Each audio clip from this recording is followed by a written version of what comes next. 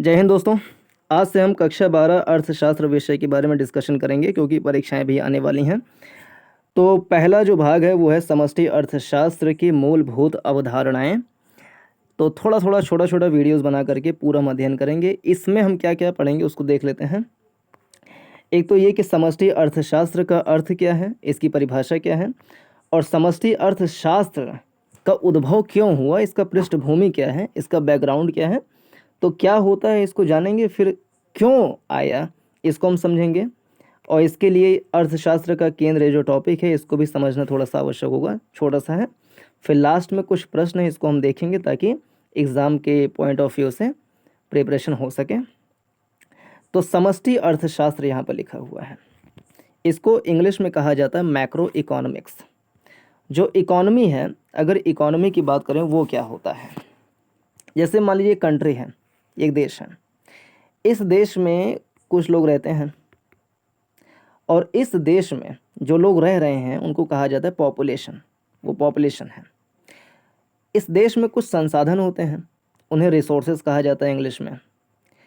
अब किसी भी देश की पॉपुलेशन का जो अल्टीमेटली जो गोल होता है वो होता है कि उनका जो इच्छा है, उनका जो डिज़ायर है, उनकी जो जीवन का स्तर है, उनकी जो खुशहाली है, प्लेजर है, आनंद की स्थिति है, वो चरम स्थिति मिले, यानी उनको सुख मिले। लेकिन किसी भी देश की समस्या ये होती है कि उसके पास में रिसोर्सेज सीमित होते हैं।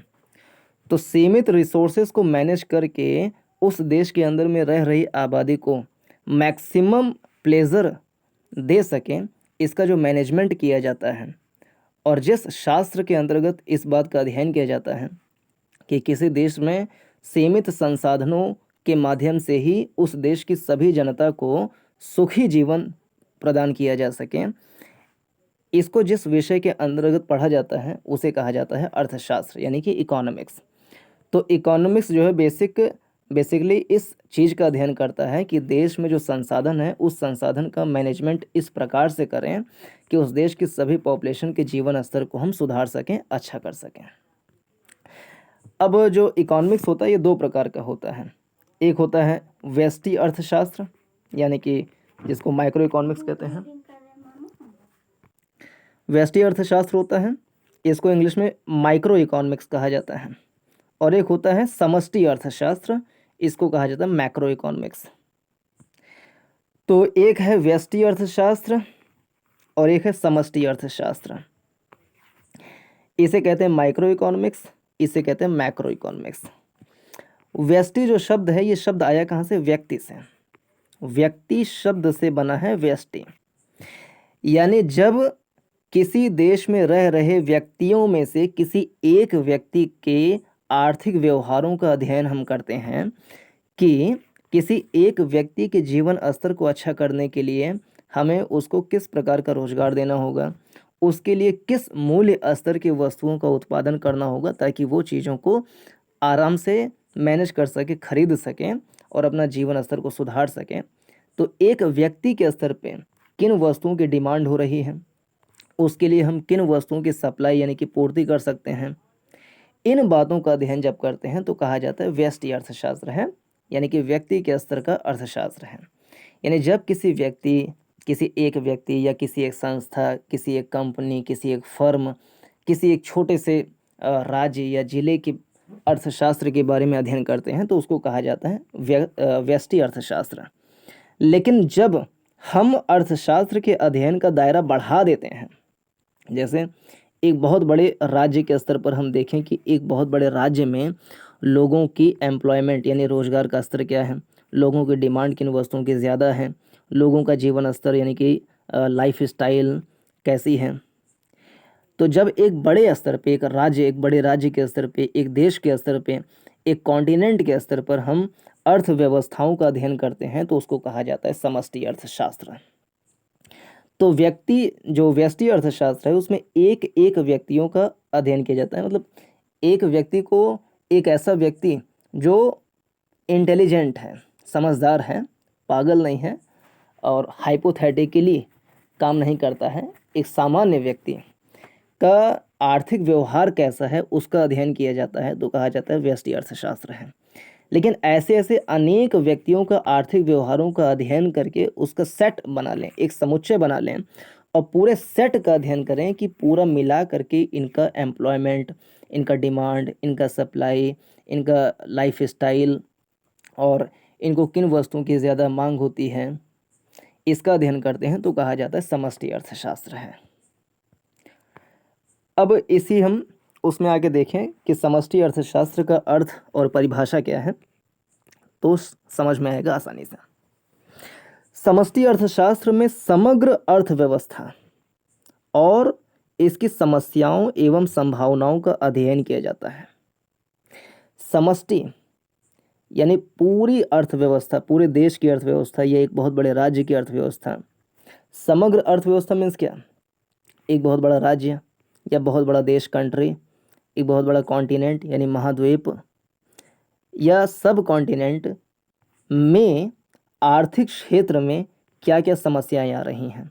जैसे इस बड़े इलाके में लोगों के रोजगार की क्या समस्या है, लोगों मतलब उस क्षेत्र में रिसोर्सेज की कमी है, दुर्लभता है, या रिसोर्सेज का मैनेजमेंट नहीं हो पा रहा है, या इंडस्ट्रीज इस्टेब्लिश नहीं हो पा रही हैं, या उत्पादन कार्य बहुत महंगा है, चीज़ें महंगी हैं।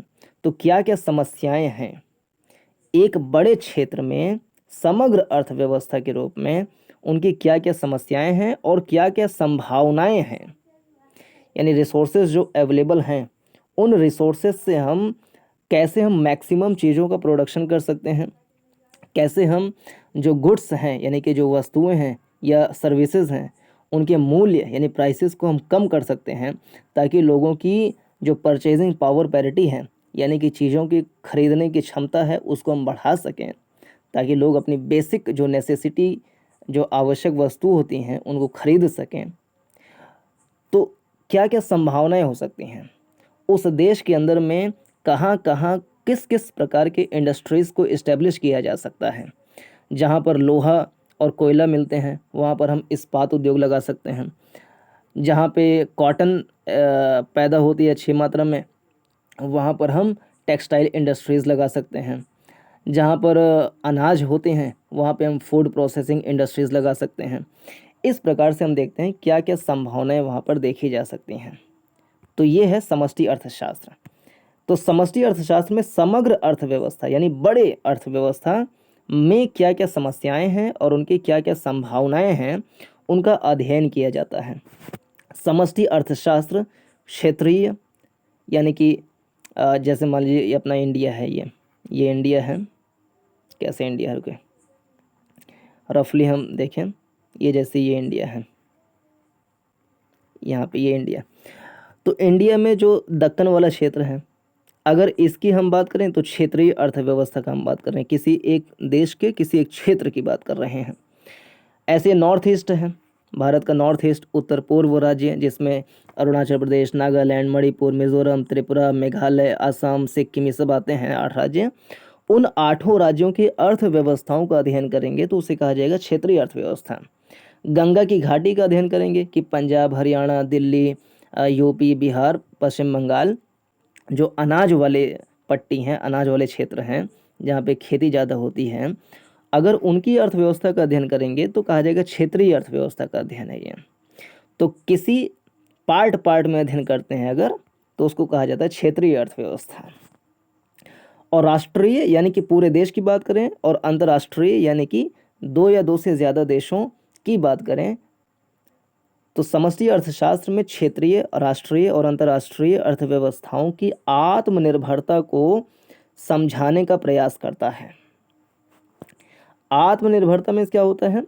सेल्फ रेजिलिएंट, यानी जैसे कोई एक देश है, वो देश अपने देश में जो रिसोर्सेज हैं, संसाधन हैं, जैसे कि लोहा है, कोयला है, सोना है, मैग्नीज है, जो भी लौह अलोह अयस्क हैं, जो ह्यूमन रिसोर्सेज हैं, वो प्रोडक्शन लेवल इतना कर लें, अपनी आर्थिक स्थिति इतना सुदृढ़ कर लें कि उनको किसी और देश के ऊपर डिपेंडेंट ज़्यादा ना होना पड़े, तो उसको कहा जाता है आत्मनिर्भर, सेल्फ रेजिलिएंट। तो समष्टि अर्थशास्त्र क्षेत्रीय, राष्ट्रीय और अंतर्राष्ट्रीय अर्थव्यवस्थाओं की आत्मनिर्भरता को समझाने का प्रयास करता है। इस अर्थशास्त्र के अंतर्गत सामूहिक इकाइयों पर विचार किया जाता है। यानी व्यष्टि अर्थशास्त्र में किसी एक व्यक्ति, किसी एक फर्म, किसी एक कंपनी, किसी एक के बारे में अध्ययन किया जाता है, लेकिन समष्टि अर्थशास्त्र में सामूहिक इकाइयों का अध्ययन किया जाता है। मीन्स किसी एक क्षेत्र विशेष, किसी एक देश के एक बड़े भूभाग में कौन कौन सी इकाइयाँ ज़्यादा मात्रा में इस्टेब्लिश हैं। जैसे जो दक्कन का इलाका है वहाँ पे सूरत में, मुंबई में, अहमदाबाद में, यहाँ सब टेक्सटाइल इंडस्ट्रीज़ बड़ी मात्रा में है। तो हम उस पूरे अगर क्षेत्र का अध्ययन करते हैं तो उसको समष्टि अर्थशास्त्र कहा जाएगा, क्योंकि वहाँ पे कई सारी इकाइयाँ हैं, कई सारी यूनिट्स हैं, इंडस्ट्रीज़ हैं, कंपनीज़ हैं, फर्म्स हैं, जिनका हम सामूहिक रूप से अध्ययन कर रहे हैं, तो उसे कहा जाएगा समष्टि अर्थशास्त्र। लेकिन उसी क्षेत्र में किसी एक कंपनी का अध्ययन करें कि किसी एक कंपनी में कितने लोग काम कर रहे हैं, उनकी सैलरी क्या है, उनका जो सैलरी वेजेस जो दिए जा रहे हैं वो उचित है कि नहीं है, इसका अध्ययन करते हैं तो कहा जाएगा व्यष्टि अर्थशास्त्र है। तो समष्टि अर्थशास्त्र के अंतर्गत सामूहिक इकाइयों पर विचार किया जाता है। यह व्यक्तिगत आय से नहीं अपितु राष्ट्रीय आय से संबंधित होता है। इसके अंतर्गत विशाल समूहों जैसे कुल रोजगार, कुल राष्ट्रीय उत्पादन अथवा कुल आय या कुल राष्ट्रीय आय, सामान्य कीमत स्तर आदि का अध्ययन किया जाता है। तो यह है समष्टि अर्थशास्त्र। एक आध किसी का नाम कोट करके लिख देंगे तो शायद ज़्यादा अच्छा लगेगा। तो प्रोफेसर बोल्डिंग का नाम अगर लिख दें, इनके अनुसार क्या है समष्टि अर्थशास्त्र, तो समष्टि अर्थशास्त्र में व्यक्तिगत मात्राओं का अध्ययन नहीं किया जाता है, अपितु इन मात्राओं के योग का अध्ययन किया जाता है। वही चीज़ कि किसी एक का अध्ययन न करके हर को मिला, सभी को मिला करके एक सामूहिक इकाई के रूप में अध्ययन किया जाता है। इसका संबंध व्यक्तिगत आय से नहीं बल्कि राष्ट्रीय आय से होता है। प्रोफेसर चैम्बरलिन के अनुसार समष्टि अर्थशास्त्र का कुल संबंधों की व्याख्या करता है। कुल वही मतलब किसी एक का नहीं, पूरे सामूहिक रूप से अध्ययन करता है। फिर समष्टि अर्थशास्त्र का उद्भव कैसे हुआ, तो इसके लिए हमें पहले इसको देखना होगा कि अर्थशास्त्र का केंद्र क्या है, यानी अर्थशास्त्र आया क्यों, अर्थशास्त्र के अध्ययन का वास्तविक उद्देश्य क्या है, अर्थशास्त्री और अर्थशास्त्र का अंतिम लक्ष्य क्या है, अब तक का अर्थशास्त्रीय विकास किस दिशा में किए गए प्रयासों का प्रतिफल रहा है। इसका बैकग्राउंड हल्का सा बता दें। वही जो शुरुआत में कहे थे, एक देश है, उसमें रिसोर्सेज हैं और उसमें पॉपुलेशन है। इन पॉपुलेशन को चाहिए मैक्सिमम प्लेजर, अधिकतम सुख, लेकिन जो रिसोर्सेज हैं वो हैं सीमित, लिमिटेड रिसोर्सेज हैं। तो लिमिटेड रिसोर्सेज की सहायता से हम उस देश के पॉपुलेशन का मैक्सिमम प्लेजर कैसे दे सकें, इस बात का अध्ययन किया जाता है अर्थशास्त्र में। हालांकि अर्थशास्त्र की विषय वस्तु का आकार आज काफ़ी वृहद है, लेकिन अगर हम इसके अब तक के विकास का सार निकालें तो इसके केंद्र में पृथ्वी पर मानव जीवन की बेहतरी है। अर्थशास्त्र का अल्टीमेटली उद्देश्य क्या है कि पृथ्वी पर मानव जीवन की बेहतरी करना, मानव जीवन में सुधार और मानव जगत के जीवन स्तर में सुधार। देखिए, मानव जीवन में सुधार और मानव जगत के जीवन स्तर में सुधार अर्थशास्त्र का केंद्र रहा है। कोई देश या अर्थव्यवस्था किन विधियों के द्वारा अपनी क्षमताओं का अधिकतम जनसंख्या की खुशहाली के लिए उपयोग करे, अर्थशास्त्र इस दिशा में प्रयासरत रहा है। इस प्रक्रिया में अन्यान्य यानी अन्य अवधारणाओं और सिद्धांतों का विकास हुआ है। इस दिशा में सबसे पहला सशक्त प्रयास यानी लोगों के सुख को अधिकतम कैसे किया जा सके, इसका अध्ययन करते हैं अर्थशास्त्र में। इसके लिए विधि कौन सी हो, यानी किस रास्ते पर चल के हम लोगों की खुशहाली को बढ़ा सकें, इसका पहला सशक्त प्रयास स्कॉटलैंड के प्रख्यात दार्शनिक अर्थशास्त्री एडम स्मिथ द्वारा किया गया। एडम स्मिथ जो हैं, इनको क्लासिक, ये लिखा हुआ है, शास्त्रीय अर्थशास्त्र यानी क्लासिकल इकोनॉमिक्स का जनक माना जाता है। ये उसमें एमसीक्यू क्वेश्चन में पूछा जा सकता है कि शास्त्रीय अर्थशास्त्र या क्लासिकल इकोनॉमिक्स का जनक किसको कहा जाता है, तो वो हैं एडम स्मिथ। एडम स्मिथ कहाँ के हैं, तो स्कॉटलैंड के प्रख्यात दार्शनिक अर्थशास्त्री हैं, फिलोसोफर इकोनॉमिस्ट थे। इन्होंने 1776 में एक पुस्तक लिखी, द वेल्थ ऑफ नेशंस। तो द वेल्थ ऑफ नेशंस जब लिखी 1776 में क्लासिकीय अर्थशास्त्र के जनक एडम स्मिथ ने, तो वहाँ से क्लासिक इकोनॉमिक्स का उद्भव हुआ, यानी कि शुरुआत हुआ। इसी प्रकार और क्लासिक उसमें क्या था कि जैसे जो देश हैं, देश में गवर्नमेंट होती है और देश में कई सारी कंपनीज हैं, तो गवर्नमेंट इन कंपनीज पर किसी प्रकार का इंटरफियरेंस ना करे। कंपनी को किन चीज़ों का उत्पादन करना है और कंपनी को उस चीज़ का कितनी मात्रा में उत्पादन करना है, इसका फैसला कंपनी का मालिक करे, ना कि गवर्नमेंट करे। इसको कहा जाता है क्लासिकी अर्थशास्त्र, यानी कि शास्त्रीय अर्थशास्त्र एडम स्मिथ का। लेकिन बाद में इसमें संकट हुआ। 1929 में आर्थिक महामंदी अमेरिका में देखने को मिली। उसके बाद जॉन मेनार्ड केन्स ने समष्टि अर्थशास्त्र की जो लाया कॉन्सेप्ट, उसको लाया। इसी प्रकार आने वाले काल में अनेक अर्थविदों यानी इकोनॉमिस्ट एक से एक बेहतर और विविध पुस्तकें लिखी गईं, जिन सब का एक ही उद्देश्य था, मानव की आर्थिक गतिविधियों का अध्ययन तथा उन गतिविधियों की क्षमता का इष्टतम विकास यानी मैक्सिमम डेवलपमेंट, ताकि मानव जीवन को बेहतर से बेहतर बनाया जा सके। मानव जीवन की बेहतरी की दिशा में अर्थशास्त्र का यह दौर आज भी जारी है। अब इसको पढ़ने के बाद ये समझ में आएगा कि समष्टि अर्थशास्त्र का उद्भव क्यों हुआ। फिर से हल्का देख लें। 1776 में एडम स्मिथ ने एक पुस्तक लिखी जिसको कहा जाता है wealth of Nations. Wealth of Nations में उन्होंने कहा कि जो गवर्नमेंट है वो कंपनी के ऊपर इंटरफेरेंस ना करें। इसको कहा जाता है the concept of non interference by the government to the company, यानी कंपनी कितनी मात्रा में उत्पादन करे और किस चीज़ का उत्पादन करे, इसका निर्णय कंपनी ही करे, सरकार उस पर दबाव न बनाए। इसको मुक्त अर्थव्यवस्था, ओपन इकोनॉमी या पूंजीवादी अर्थव्यवस्था, कैपिटलिस्टिक इकोनॉमी भी कहा जाता है या मार्केट इकोनॉमी भी कहा जाता है। तो ये था इनका। लेकिन चलते चलते 1929 में आर्थिक महामंदी आ गई, जिसके तहत इनका जो कंसेप्ट था कि सरकार इंटरफेरेंस ना करें, वो फेल हो गया। क्योंकि सरकार का इंटरफेरेंस नहीं करेगी तो आर्थिक महामंदी लगातार बनी रहेगी, जिससे लोगों की बेरोजगारी का स्तर बढ़ता जाएगा और लोगों का जीवन स्तर घटता जाएगा। तो इसी बैकग्राउंड में समष्टि अर्थशास्त्र का उद्भव हुआ था और इसका उद्भव करने वाले जो थे उनका नाम था, ब्रिटिश के अर्थशास्त्री थे जॉन मेनार्ड कीन्स, यानी J.M. Keynes. John Maynard Keynes समष्टि अर्थशास्त्र का उद्भव किए। इन्होंने पुस्तक लिखी जो कि इम्पोर्टेंट है, the general theory of employment, interest and money. Interest means ब्याज, धन से संबंधित है। मनी मीन्स धन, एम्प्लॉयमेंट मीन्स रोजगार। तो रोजगार, ब्याज और धन से संबंधित सामान्य थ्योरी, सामान्य अवधारणा, the general theory of employment, interest and money. इस पुस्तक में 1936 में, देखिए 1929 में आर्थिक महामंदी आई थी तो क्लासिक अर्थशास्त्र का विचार ध्वस्त हो गया।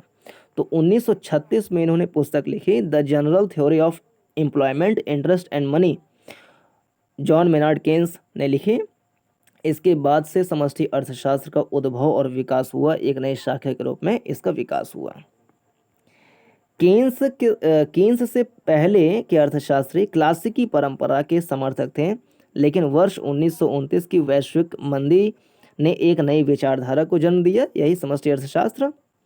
इस वैश्विक मंदी ने अर्थशास्त्रियों को एक नए सिद्धांत व विचारधारा की व्याख्या की ओर अग्रसर किया। यह भी एक सच है कि जिस अर्थव्यवस्था में एक लंबे समय तक बेरोजगारी विद्यमान रहेगी, वहाँ एक नई कार्यप्रणाली और एक नई अर्थव्यवस्था का आविर्भाव आवश्यक है।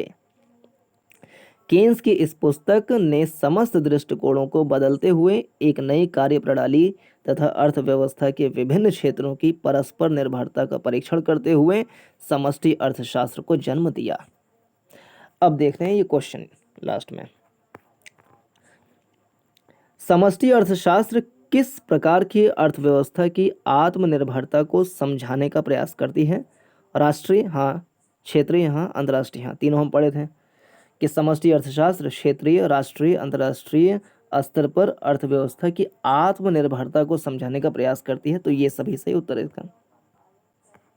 अगला, यह परिभाषा संबंधित है कि समष्टि अर्थशास्त्र कुल संबंधों की व्याख्या करती है। तो बोल्डिंग शब्द है, देखते हैं क्या है, बोल्डिंग चैम्बरलेन है, चैम्बरलेन थे इसके। तो ध्यान रखिए स्टेटमेंट किसका है, सेकंड वाला स्टेटमेंट, सेकंड वाला जो स्टेटमेंट था यहाँ पे देखें, ये समष्टि अर्थशास्त्र कुल संबंधों की व्याख्या करता है, प्रोफेसर चैम्बरलेन। तो वही क्वेश्चन यहाँ पर है, कुल संबंधों की व्याख्या करता है।